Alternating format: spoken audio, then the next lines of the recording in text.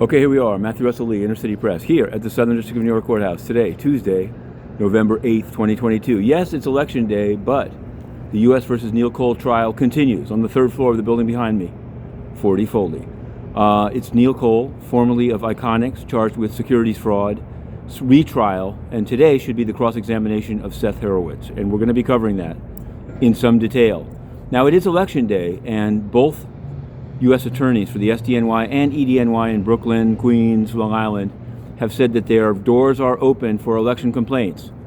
Let's see what happens. We're going to be covering that and maybe a little bit further afield today. Speaking of further afield, in a California case that we've covered, not dissimilar to Nikola, but very similar to Trevor Milton in the Nikola trial, Elizabeth Holmes of Theranos had her bid for a retrial rejected last night, and she's going to be sentenced, it appears, on November 18th. This can't, we'll see whether it gets cited by the government in opposing the forthcoming motion by Trevor Milton of Nikola to seek a new trial or just vacatur of his conviction in the Nikola trial.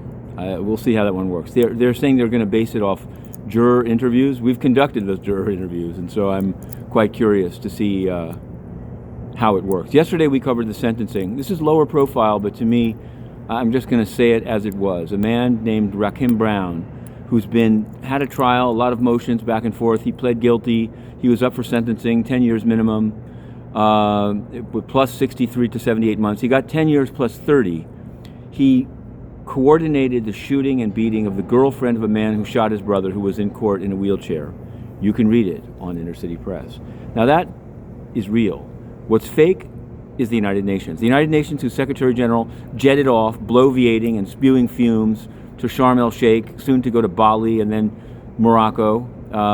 His compliant journalist, soon to hold a big shindig fundraiser next to Wall Street with Kate Hudson. You can read that story. The United Nations is a cesspool of hypocrisy and censorship, and we're going to keep covering it. To be continued.